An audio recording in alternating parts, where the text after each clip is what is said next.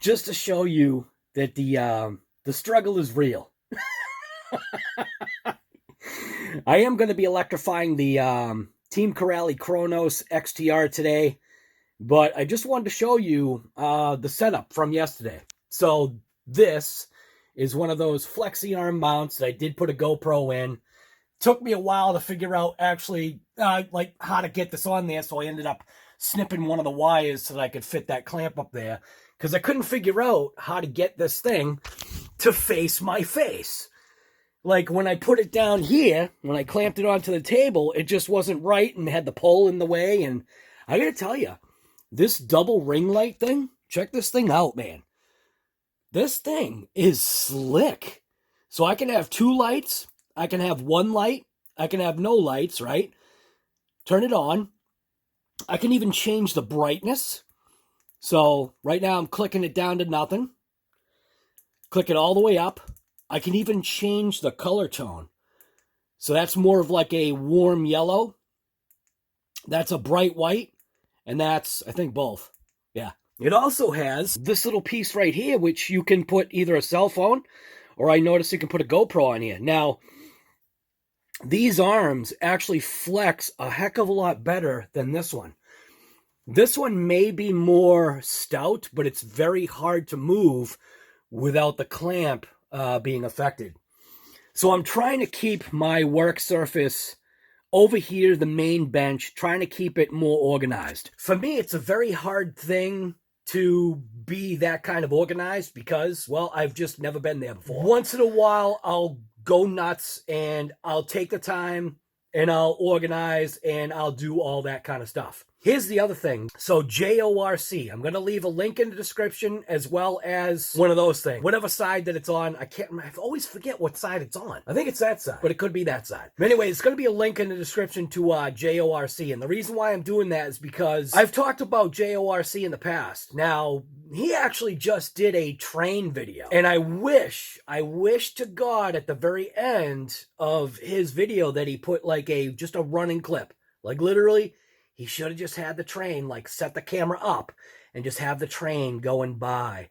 And I think that would have enticed people to go and watch his train content, which he is going to have on his channel. So why am I excited about that? Well, because as a kid, like a lot of us, I want to say, or some of us, their grandfather or whatever had trains. Now, my grandfather, on my dad's side, he was into woodworking, all kinds of stuff like that.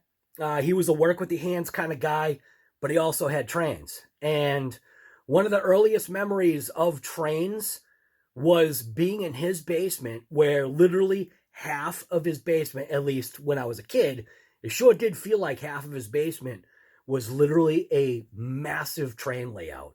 Now, as a kid, I also got into trains as well. And my grandfather on my mother's side was also into trains. Now, he didn't have the ability to have the trains, but he had the ability to get me the trains. So I remember as a kid being totally involved in trains. And I wish I could share my experience with how I used to do my trains. People don't even realize. I was even doing smoke shows and burnouts with trains. Like, I mean, I would take the whole deck and I would have straight runs of track and I would put just so many cars on it. So the train, once it would come around the curve as it's starting to go up the angled track, then it started to do a burnout. And I would obviously throttle up, you know what I mean?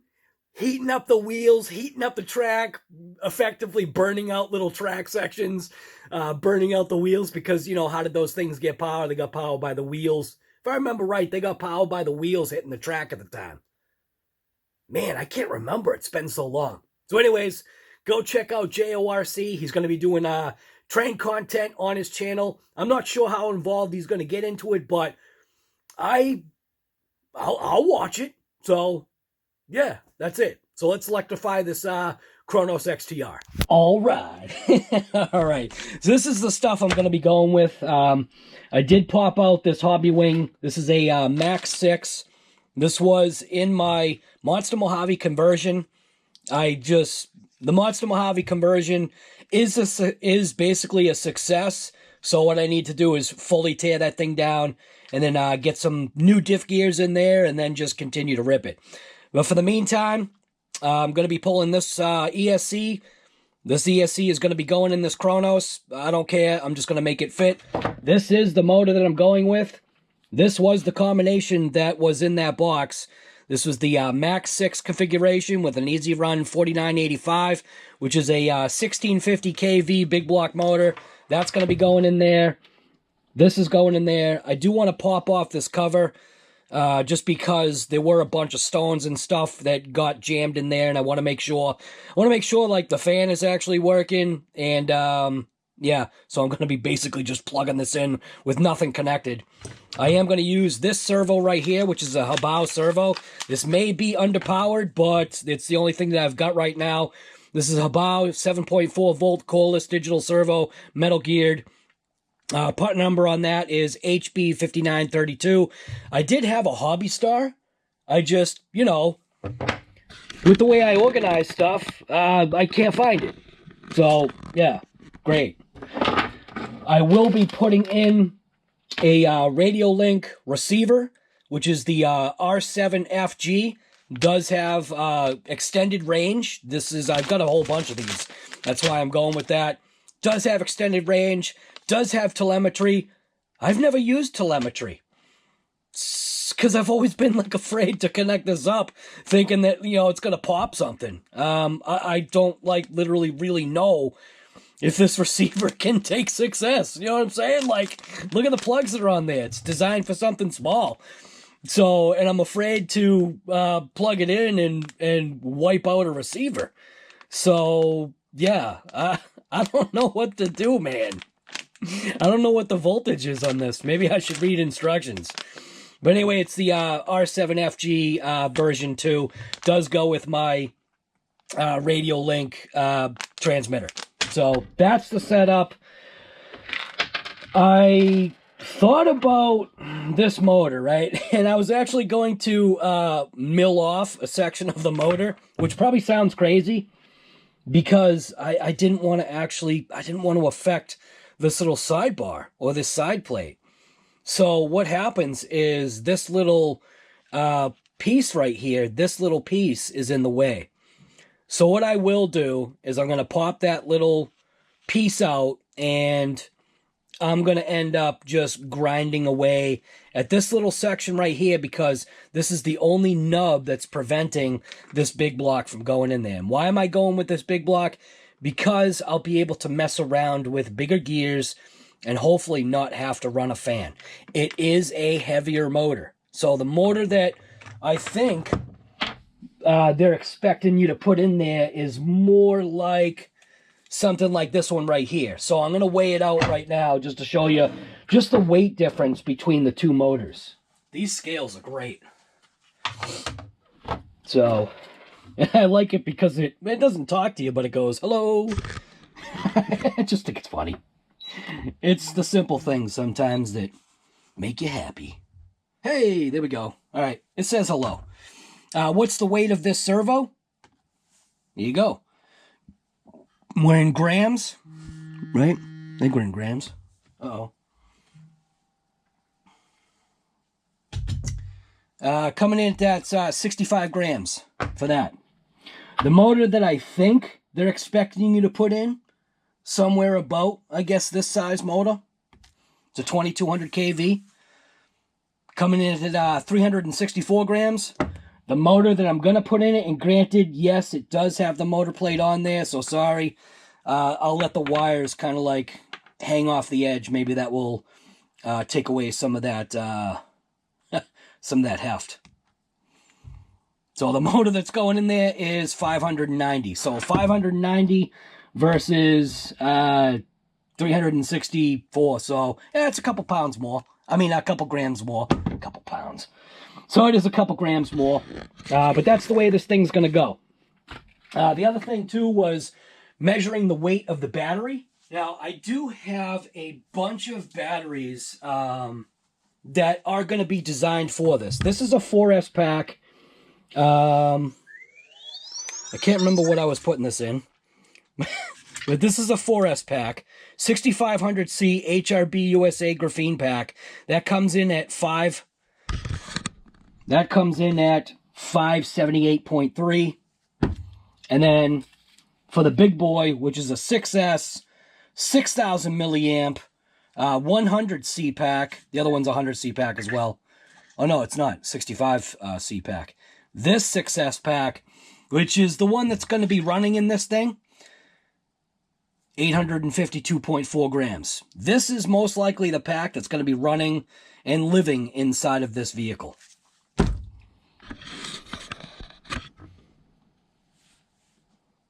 I love this. These scales are mint. I'll put a link in the description if you want to get these scales. I got 4 of them. The reason why I got 4 is because I balance out the vehicles between all 4 wheels, and I use this scale to do that. The great part about this particular scale, this little kitchen tour scale, is its accuracy. So I'd take like a screw, and I'd put it on here. Let's see. I'd take the screw and I'd put it on there, and it would give me measurements, an accurate measurement throughout all of them. So this one says 2.1. The other 3 would also say 2.1. And I thought that was pretty effective. All right.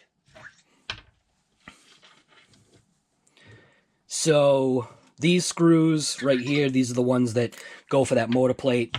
So first thing that I'm going to do is I'm going to pop out that little grommet, and I'm going to go ahead and file that piece off. It's killing me that I got to do that, but... And that's just to understand, you know, the certain kind of OCD that I have is sometimes I don't want to affect things in that kind of way. Like, I feel like I'm taken away from the material, but I may still be able to put the screw in there, right? This was my thought. I may be able to still put a screw in there, but what I would do is file this thing flat and then put a washer in its place. And that way I'd like mentally, I'd still feel okay. I don't know. Some people don't understand my OCD. It's just a different kind. So I am going to, I'm going to buzz this off. I'm going to try and keep that angle. I wasn't sure how I was going to do that. I guess I'll take like a Dremel or something. Maybe I'll just take a saw that off. I think that's what I'm going to do. I'm going to use my vibrating saw thing. Yeah, I'll be back. All right, so this is not the right attachment for that, but it is going to work. This is just a Harbor Freight, one of these things. It does the job. But this is a diamond blade for cutting grout. The intent is it's going to cut it off and sand it at the same time. So watch your ears.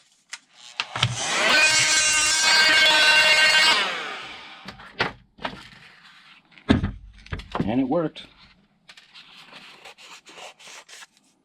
Good enough.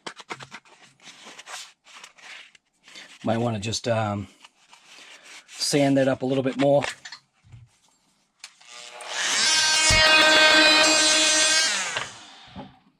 God, does that thing radiate through your ears? And then this piece, I don't know. I might still be able to use this piece here. You know? I don't know. We'll see. Probably not. All right. So what I'm hoping that was enough. I could still use a washer if I needed to. So I could put this side plate back on. Put this light back on. All right. Time to pull up a chair and get the face cam going. Now you've got the face cam. All right. Like I said, this is just a new thing, like, because obviously it's a little weird, like, looking here and looking there, but whatever. You gotta have fun with what you're doing, right? You gotta figure it out, man. Okay, so we got those screws right there. We got those screws. That screw, I can't remember what that's for. What's that little screw for? 1, 2, 3, 4. Why is there an extra screw on here? 1, 2, 3, 4. Oh, there's not an extra screw. It's for the bottom. Okay. All right. Get this cover off here. See if I can do this the right way. Make sure we're in frame. Pop the top. And we're working on this side right now. So I'm going to want this motor. I'm going to want this. I'm going to want to get my Sherlock. I am not prepared here. Trying to do the best that I can. It is what it is. Alright, so let's see. Move that, I think, right there. Am I still kind of in frame? Yeah, I think so. Oops. Uh-oh. Going down. Come on. There we go. Alright, so I'm going to pop out the... I'm going to open up the receiver box here. Just because I want to see what's inside this receiver box first.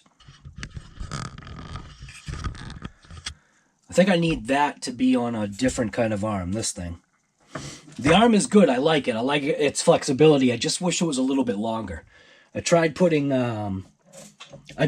this thing on there, and I knew it was that was gonna work. It's too heavy. So what I should do is just thought about it. I could mount this to that platform and then mount the flexi arm to that. There you go. Hey, always thinking guy. Okay. So where are we here? We're going to pop open this receiver box here. Not sure what that is.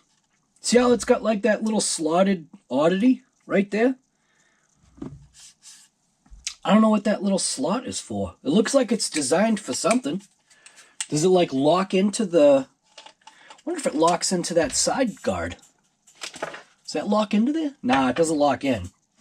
See, I was thinking like somehow it locked in. Maybe that's really where like the switch. That might be where they're intending the switch to go. You know that? But it's a long way away from that. Uh-oh. Just thought of something. That's a long ways away from... So that switch is going to have to be mounted way over there. Oh, is this even going to fit? That fits. Fits mint. Oh, dude, that actually fits mint. Check it out. All right, so we got the placement for the for that right there, the ESC. That fits mint. Oh, it's kind of almost right up against the brace, but it fits in there mint. Oh, that's sick. They even have it so... Oh, yes. All right, bam. Thumbs up right there. MAX6. 6. Fits absolutely beautiful. It fits sideways. Looks like the motor wires will be fine. It looks like the electric wire. Looks like the battery wire is going to be fine. ESC wire. Ooh, that is going to be tight. Switch is going to have to be located on that side, which that's fine. But that receiver wire is literally stretched all the way to get to that receiver box. So let's pop out the rest of this here.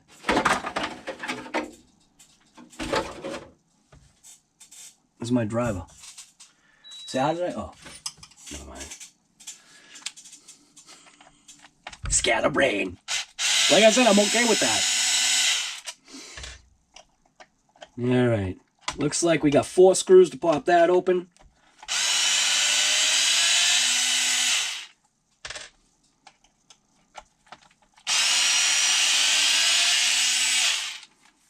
All right, so we got those 4 screws out of there. Pop that cover off. Got a little section there for the antenna. And, oh, it even has, so it does have a, I want to say this case is water It's water resistant. This is not a waterproof case. This is water resistant. Like I think most of them are, it's water resistant. I'm also gonna, I think I'm gonna drop in that servo too at the same time. So you can see like the servo is literally right here as well. So I'm gonna pop out the screws for that.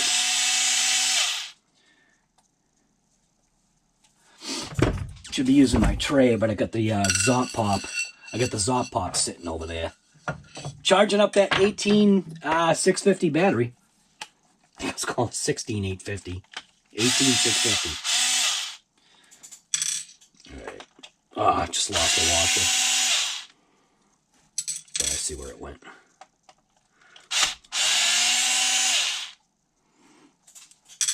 Alright. I'm gonna grab that. I'll be back.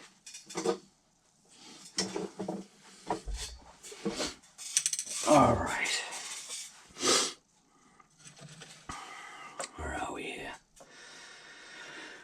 Should bring the camera down because I'm going to be doing mostly looking down. And it's going to be kind of weird. So if I do it like that, is that too much in my face? I guess that's all right. My face is like eating the camera though, dude. Like literally. That's how far away. It's okay though, I'm getting used to it. All right, so servo first. 7.4 Hobao digital cordless servo, metal geared. Should pop in nice and easy. There is a channel. There's a channel. There's literally a channel. I'm gonna pop out this. I'm gonna pop out this little thing here. The receiver box holder. Tire is like literally right there.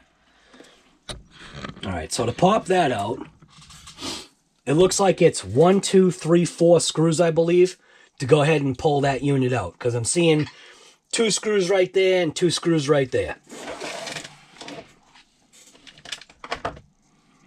It's almost like I've got no room here.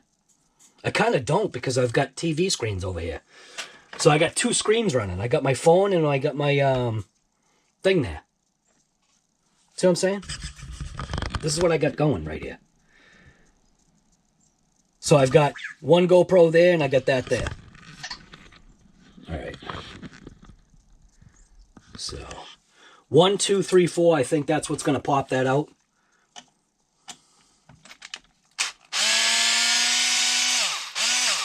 So 1,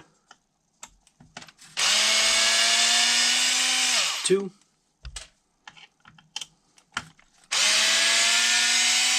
3, and 4. Should be it, right? And no, there's one more.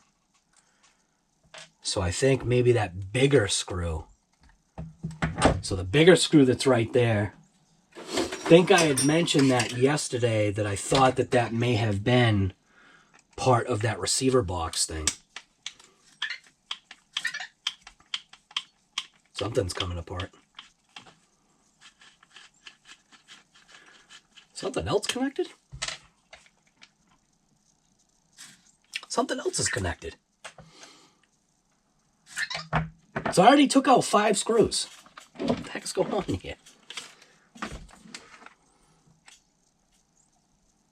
Oh.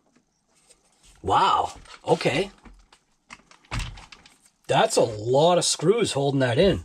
This screw right here is part of that. It's like a main, it looks like it's a main plate. So I think this is held in by 6 screws. Yeah, it is, definitely. All right.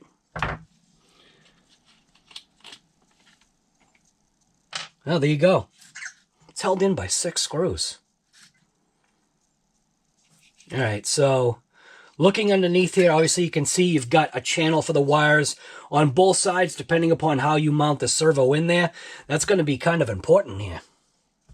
I don't know if I check and see if the the servo even can go in here. Should be using my tray.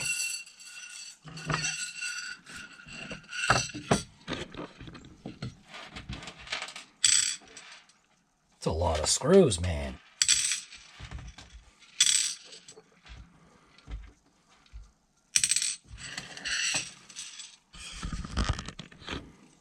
All right. So, receiver box, receiver should go in there. Mine's got the dual antenna. That's the only negative about, I think, my receivers that I use is because they're the longer range. They have the two antennas, and the two antennas are supposed to be, like, away from each other, kind of. So, all right, so depending upon how this goes in, which I can already tell. So by the way this is, I can already tell how this is going to go in there.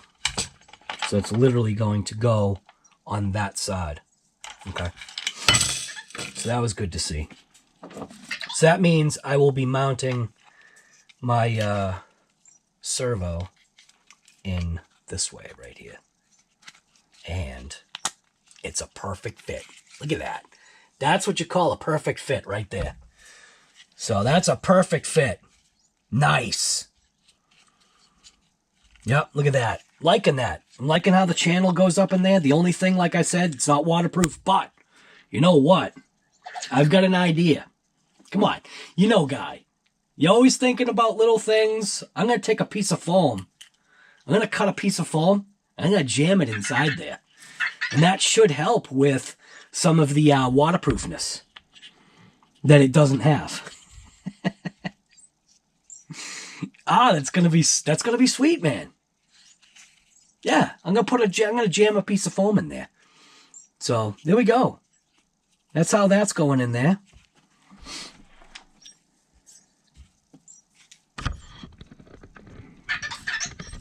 All right. So now I gotta find the right screws, which were 4 of the same.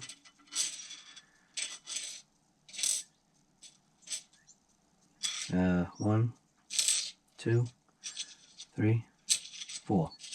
I think they were the longer screws. I'm gonna just go with that. I'm gonna go with it. They were the longer screws.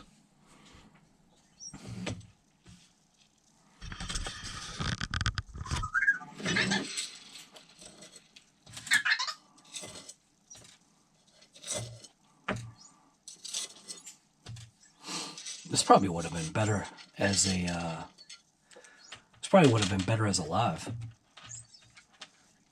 But, yeah, I think I'm right. The longer screws. Oh my goodness.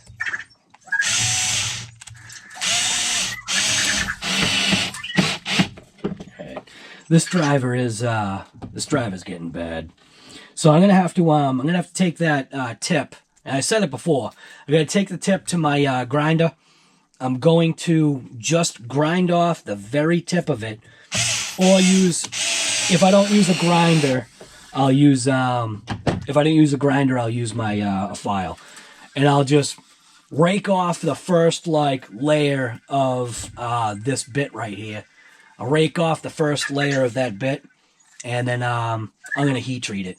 So it means I'll turn it orange, and then I'll dip it into, like Forged in Fire, I'll dip it in oil.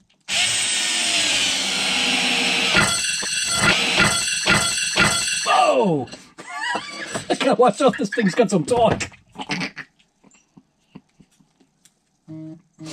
Only at RC Guy Garage. I wasn't expecting that thing to rip out of my hand like that.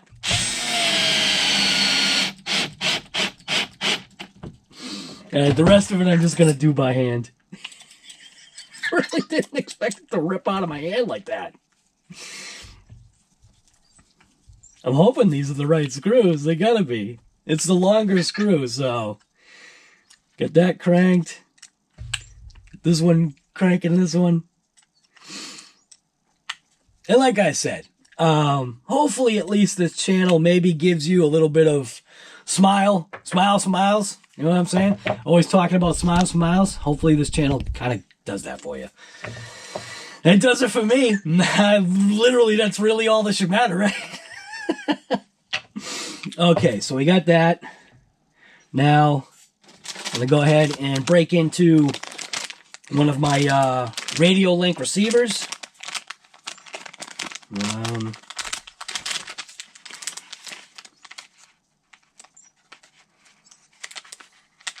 You know what I'm noticing?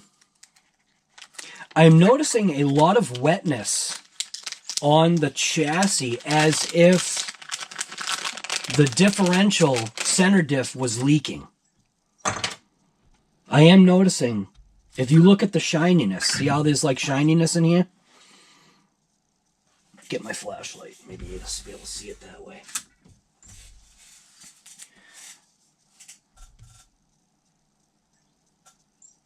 Maybe there's shininess.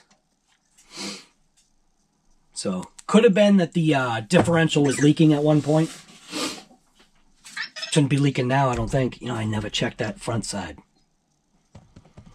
I went through that whole thing of ripping that diff apart, and guess what I didn't do? I didn't check the front case to see if it was tight. Oh, man. I am not going through ripping that thing out again. And you know what? I don't think I have to. I think I can access that with a long driver.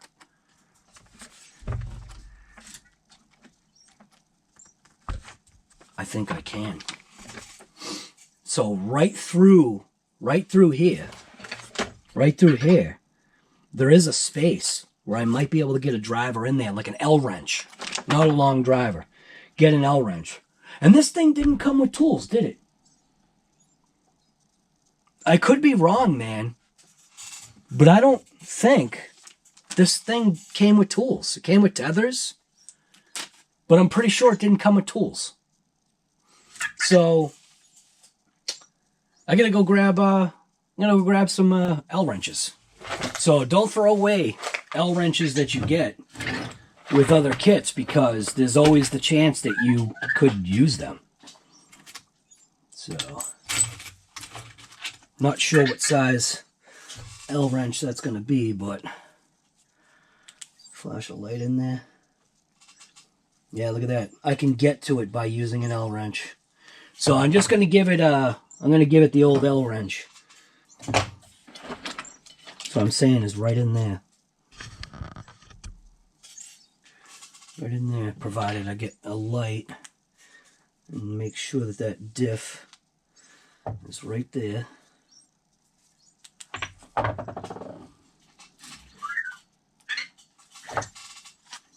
This might be the wrong one. I think that's how that's designed too. It's like it's slotted so you can be able to get in there or something. But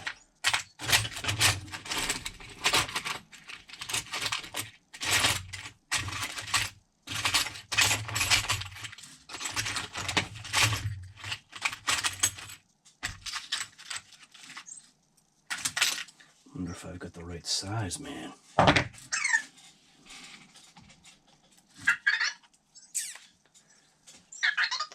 Dang it.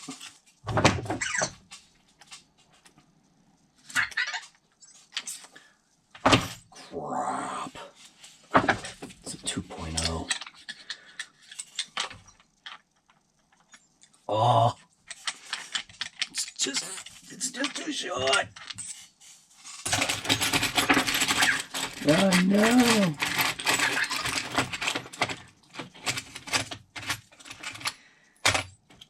Gotta tell you right now, this is kind of learning a lesson, man. Make sure you check your diff, especially when it's this kind. Check it front to back, because now trying to get to that is going to be a joke. Oh, what size is that? It's like it's a 1.5. Is it seriously a 1.5? Oh, I can't even get to it. It's not a 1.5. What the hell size is it? Dude, I don't even know what friggin' size that is.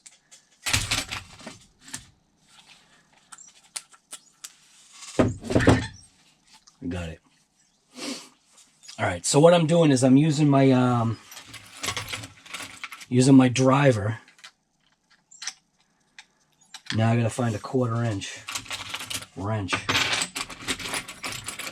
I tell you, man, the struggle really is real. I'm missing my 1/4 inch ignition wrench. You gotta be kidding me! Oh, for the love of God, I'm telling you. I do have a 1/4 inch ignition wrench too. I just don't know where it is.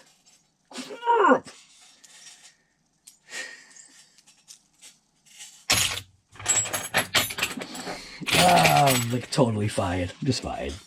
And I'm back. This is a this is not good, man. That diff is leaking. So I'm literally just going to give it some cranks with an ignition wrench just to see if I can get it to tighten up.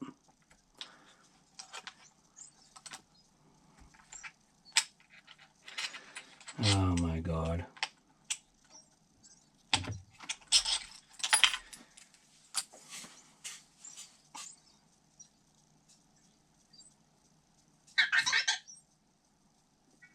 I literally got to take this diff out. All right, I'm not going to film taking this out. All right, I said I wasn't going to film taking it out, but yes, I am. The diff is leaking. So it needs to be filmed, man. So in order to take this out, I'm going to make it an easy way for me. I'm taking this back out, that out, that out, that out. Take it out as a unit. I won't have to like get rid of the tower brace and all that stuff. I'm literally just going to take it out as a unit. I'm just hoping this thread lock probably is jacked. Yep. Thread lock is doing its job. So I'm going to use a driver. I'm going to pull that section out.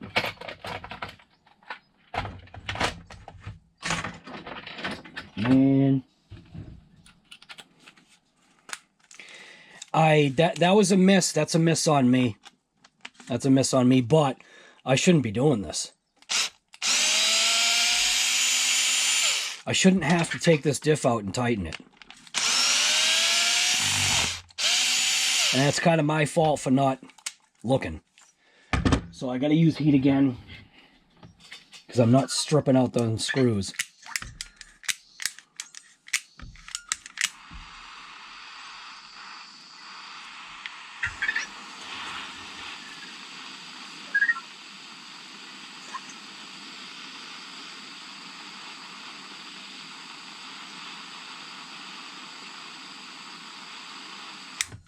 The only thing I don't like about using heat there is just because that's where the carbon fiber is. Crap. That's tight. I think I got it. Yep. I got it, but that's tight.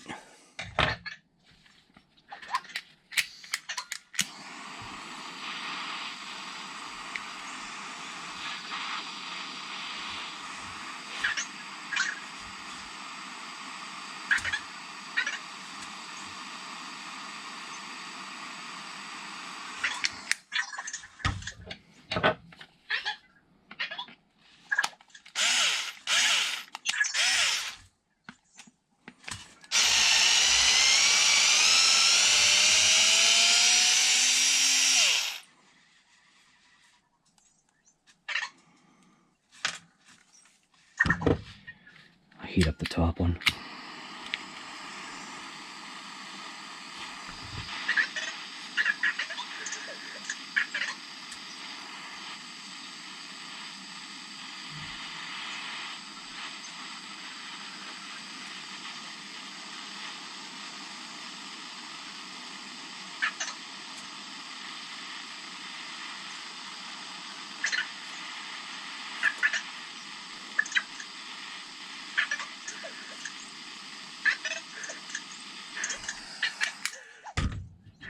Hoping that's enough.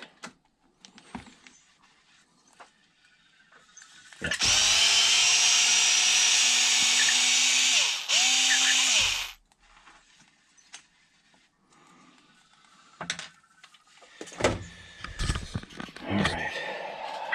My bad. But like I said, I shouldn't have to be doing that. So I'll take this thing out as... Boy, is that nice and warm. Take this thing out as a unit. I should have realized that I think I did realize, but I don't know. That was a brainless maneuver right there, doing that. So I'm gonna clean this all up. The differential is leaking from the front. See how you've got like that little ring of wetness? It's leaking. So I'm gonna burn out the thread lock right now while I'm right here.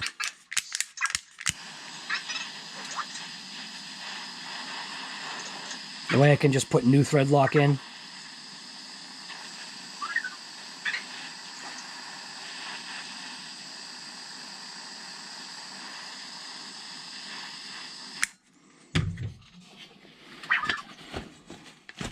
Just watch out because I'm making this thing hot. So, yeah. The aluminum dissipates the heat pretty quick, but it is hot. I'm going to burn it off of the screws as well. I don't need to show you that.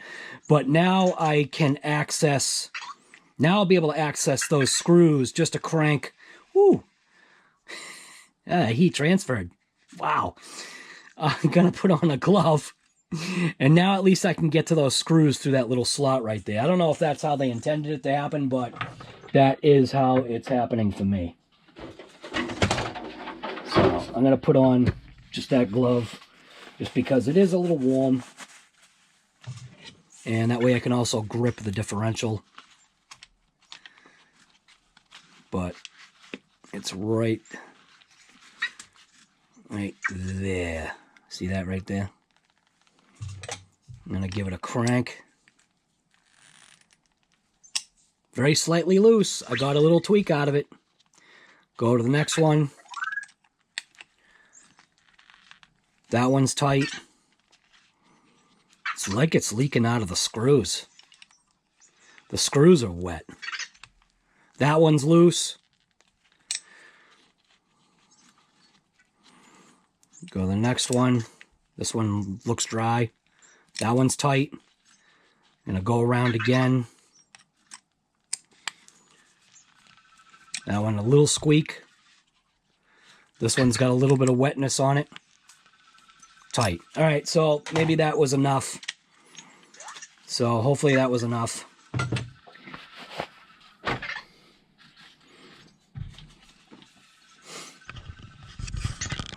So I'm going to reinstall it.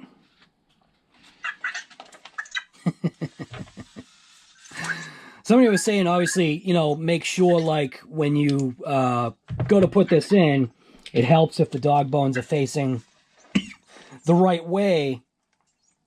But it doesn't really give you that much more movement. So I think that's the only issue that I have, is that getting this differential out, it's definitely easy getting it out this way. And then it looks like you still got to take, like, this whole thing apart. You know what I'm saying? So it looks like what I'd have to do is take out 1, 2, 3, 4, then this would lift out as a unit, then I could pull that out, but you still got to take this out like that. You know? So, but somebody was saying just align the dog bones and it'll give me that much more room, but it just, I feel like it would just be better. It literally, the amount of room that it gives you really isn't that much, you know? And I'm not disclaiming anybody, so oh, whoever said that, don't have a freak out. I'm not saying you have no idea what you're talking about. Some people get like that. It's like, that's not it. Just the amount of squeak room you get really isn't doesn't seem like it's appreciable. You know? You're still kind of torquing things in to place. So we'll get that stuck in there. Flip it back upside down. I'll mount the plastic screws first. That way it's kind of locked in there. And those were the longer screws. No thread lock, obviously. Trying to reach. God, I got the coffee shakes. Not gonna send it all the way home. Just want to get these kind of like to the taper. Like that. And I said I was going to burn the thread lock off, but there's really no thread lock on there. But I am going to re-thread lock these screws.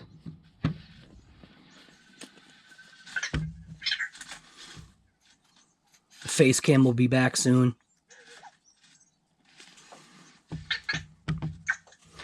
And what I'm going to do is I'm going to share.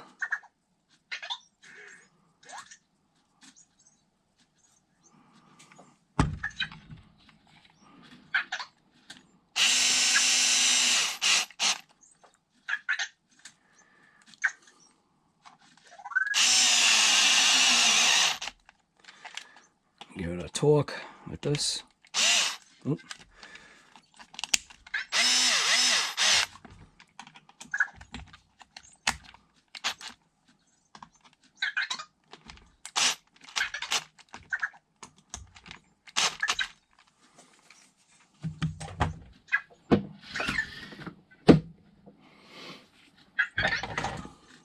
Just give it a hand torque, just to make sure.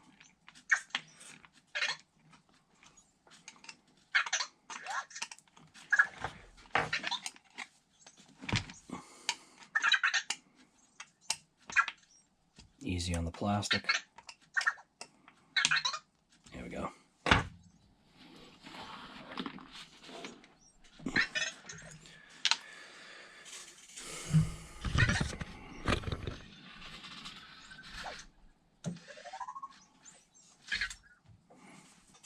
All right, told you face cam was going to be back.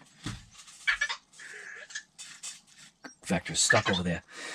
Differential's back into place. Did realize that the front half of that differential was leaking. I should have noticed that, but I didn't, but now I did. And I'm cleaning up just the residual fluid that's still on the chassis, so that'll be a good indicator. I guess if I see fluid kind of slung in that area, I'll be able to see that it's still leaking, or maybe there's no gasket on there. Maybe I should have popped it out, but no. We're already going a little bit too nuts here. So, yeah. Ugh. It's the little things, man.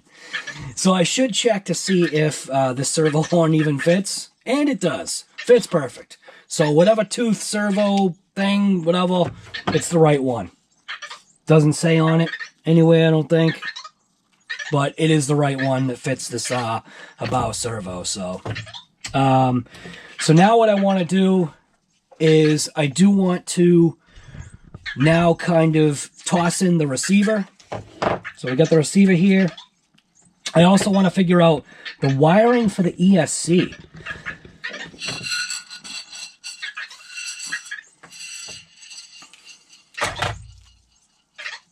Just want to make sure that the receiver's going to fit in there. And it does. Fits in there in that funky kind of way, though, man. It's the other thing about this radio link thing here. Maybe if I attach it sideways like that, that might be better. The only thing is I usually like it being laying down flat, but kind of almost seems like it doesn't want to.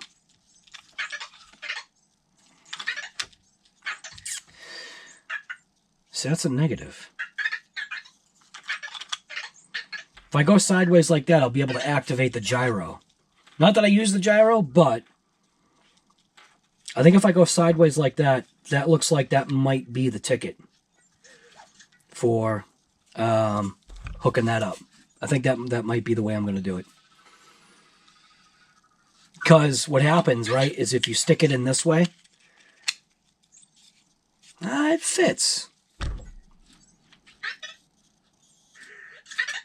does fit. But see what it's doing to the wires? It's kind of like crimping them.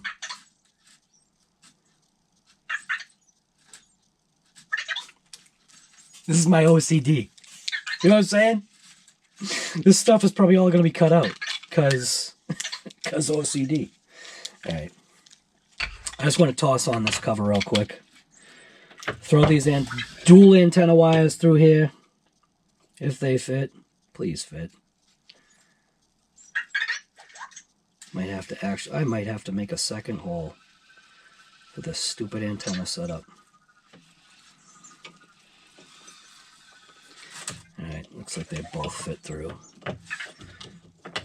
So, take this wire, jam it in there for now. Just to kind of get it out of the way.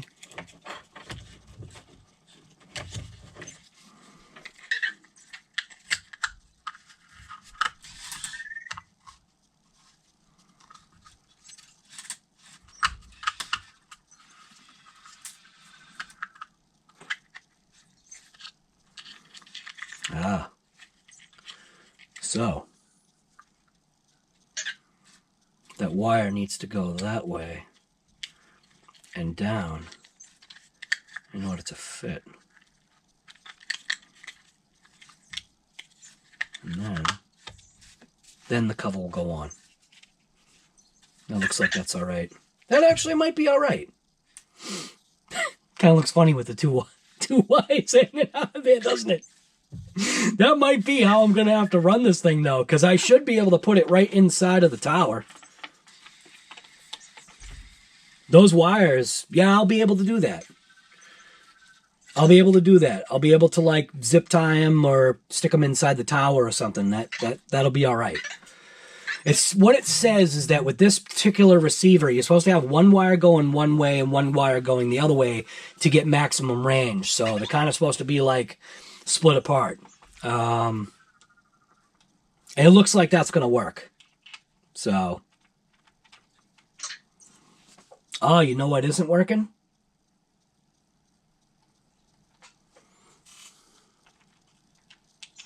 Check this out. So that means the servo is going to have to go this way? I got to spin that servo. No, I don't. Never mind. I just forget it, man. I'm just losing my mind. I'm really not thinking here. Oh my God. There we go. You didn't see that. Trust me, you didn't see it. The only thing is I need a servo screw, don't I? Did they provide a servo screw? That would be kind of weird, though, right? Did they provide a servo screw? There's this little baggie right here. This is going to be an hour-long production. I don't know how I'm going to cut this down. So they did. They provided you with a servo screw, I think. Kind of looks like that's a servo screw. Or maybe that is. I'm going to see if it works. And it does. Yeah, okay. So they did provide me a servo screw. I will washer it, though. I think.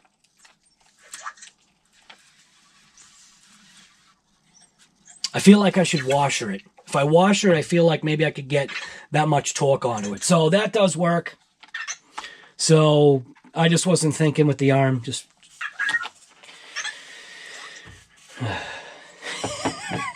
Okay. So now I got to figure out how I'm going to route that ESC wire.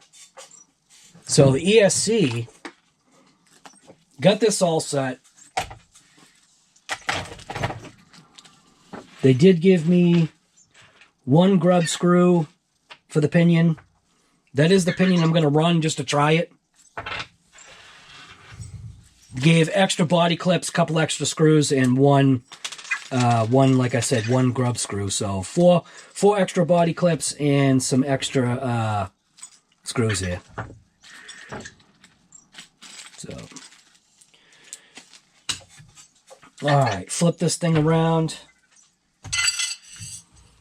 I do want to try the battery telemetry. I just don't know if the thing can take the power. I don't know. I'll have to see if there's a YouTube video out there.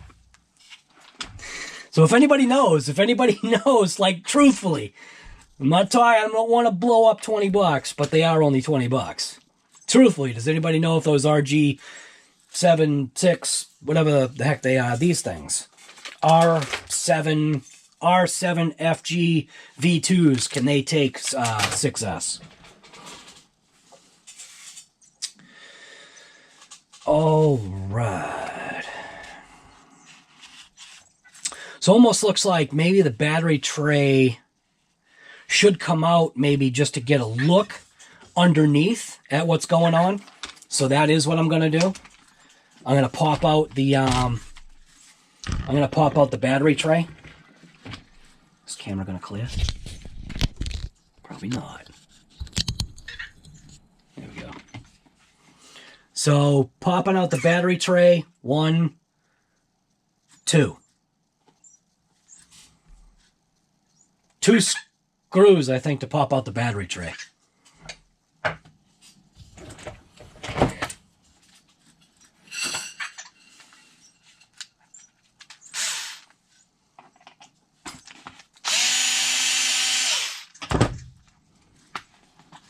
Yeah. 2 screws to pop out the battery tray.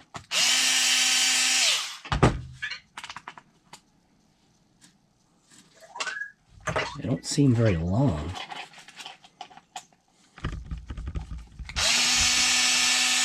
They're nutted, so the nuts want to back out. So I think that, yeah, it's 2 screws hold on the whole battery tray. And they're nutted, so the nuts want to fall out. So that front nut wants to fall out, and this back nut is being retained by, and they're not nylocks either, they're just regular nuts. And they were not thread locked. So you might want to thread lock those nuts. Just because you're holding in a 6S. Well, I'll be holding in a 6S pack along with an ESC. I think I'd feel safer. All right. So, there goes that nut. All right, so wire management. What are we looking at here? We're looking at... So the wires will travel underneath the battery tray. So the wires do travel underneath the battery tray. So that seems like that might be a positive. So let's get this ESC kind of like in place here. You can see Factor over here is exploring. I do have the dual lock on here. And it's kind of there. There's also mounting screws. You know that? But, and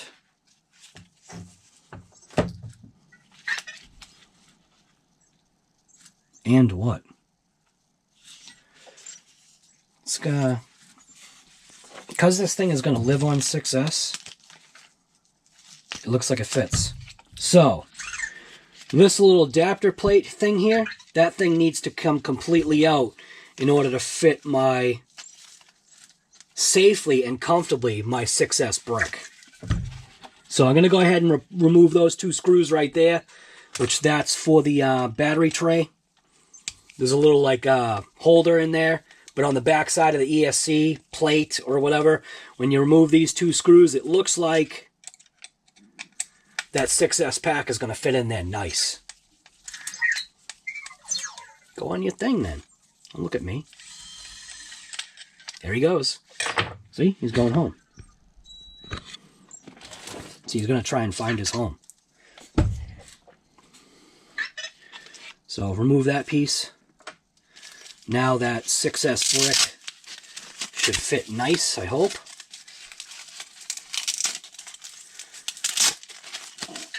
He should make it all the way home. This is the way that the brick is going to go in.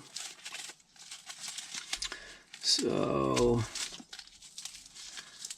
that is a perfect fit for that battery pack. And the straps look good on it. Yep.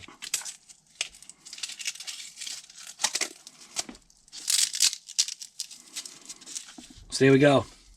Might move over that buckle just a little bit, but the 6,000 milliamp 6S pack fits in there absolutely beautiful. The question is, will one of my mega packs fit? What do I mean by a mega pack? I've got these 9,000 milliamp 4S packs. Will this fit a 9,000? Ooh, it will, I think. Now these are the packs that I run. It obviously fits the HRB graphene, but is it going to fit a 4S 9000?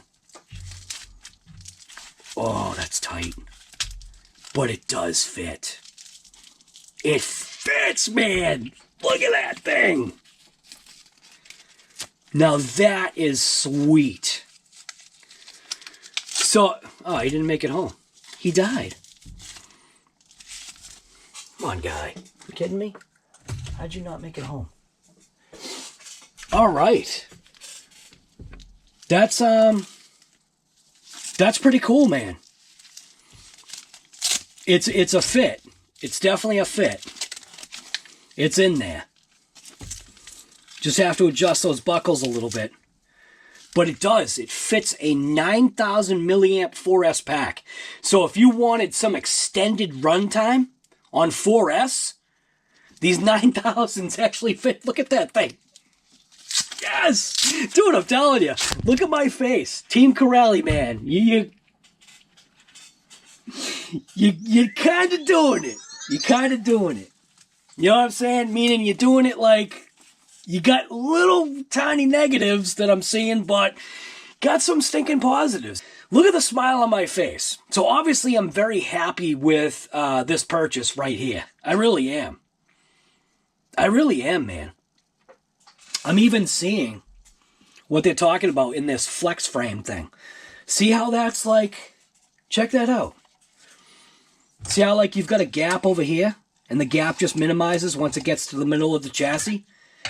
So somebody was saying throw on a tower-to-tower brace. For right now, I'm not going to do that. I'm just going to leave it as is. I'm going to just stay with how they've got it and just run with it, man. This thing, hear my voice, man? I'm psyched. So I know this is taking a long time, but this for me, this is totally worth it.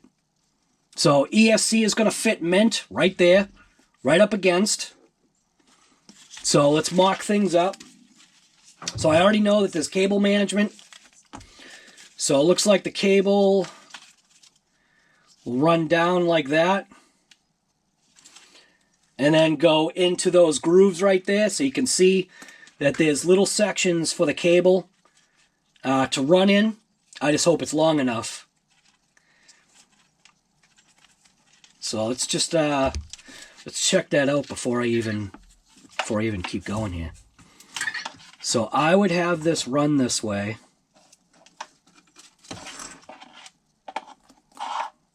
The wire does go underneath these. You can see it. Looks like they might need to be pried up a little bit. So yeah, cable management is underneath the battery tray. So that would run like that. And then hook over.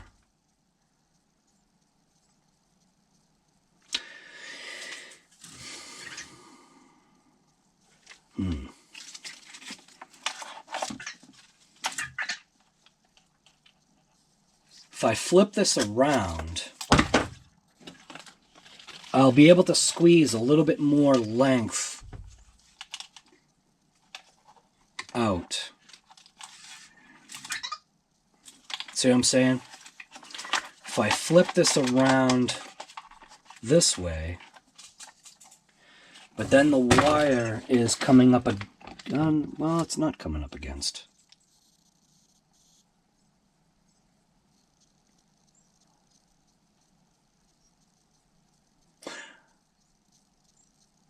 Oh. I might be able to run it right through the tower. Because, yeah. All right. I see. So they're thinking you're going to do this.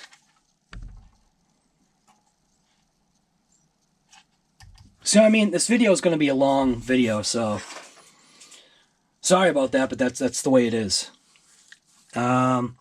You can run the wire underneath. The oddity about running the wire underneath is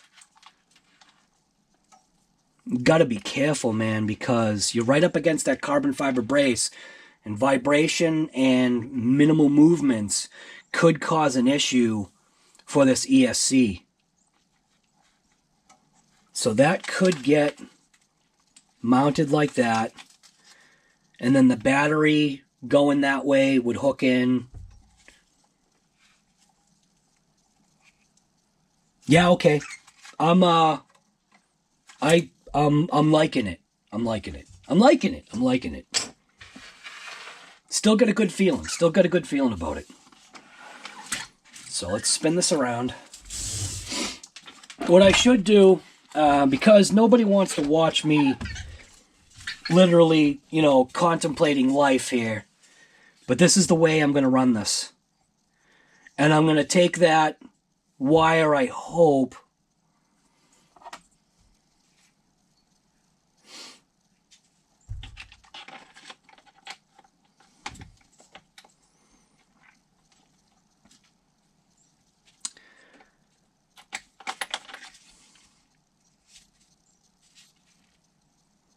all right, I'm going to end this, and I'm going to wire it up, and then I'll explain how I did it. So, see you in like a couple hours.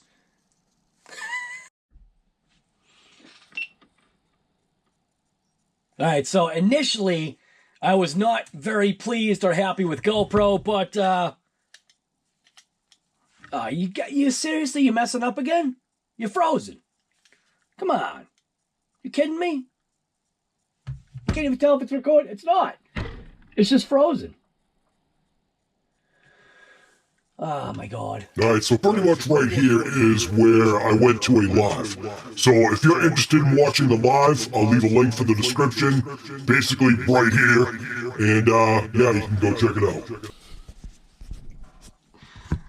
Again, let's hope this time it's gonna hold together. So anyways, we're back. We're back, and we're basically done. So we worked on the KRONOS EXP. So we worked on the Team KRONOS XTR. We've got it all electrified. I'm going to pop off this camera right here so you can see what's going on. All right, so pretty much this is it, man. So this is the Team KRONOS XTR. It was a roller, and now it isn't. So you can see right there, we've got a Hobao digital cordless servo in there, all metal gear, 7.4 volt, but it should do the job. We now have the Easy Run, what is it? Easy Run 4985, 1650 kV. We do have a pinion just sitting in there. It's not really doing anything because we haven't bound or done anything like that yet. You can see how we've got the wiring going. Wiring just needs to be finished and tidied up. It is running a MAX6 ESC. So I think that should be plenty of power to run this Team KRONOS XTR. So anyways, hopefully you like this episode from RC Guy Garage. Now what I'm going to do is I'm going to go through the process of, I'm going to go through the process of setting this dang thing up. That's it. So anyways, I am out. Well, not out. Now I'm going to make a video. So, yeah. Usually I try to get out there and rip something like I suggest that you do. So, yeah. Just get out there and point blank rip something. Why am I using a heat gun on my turret?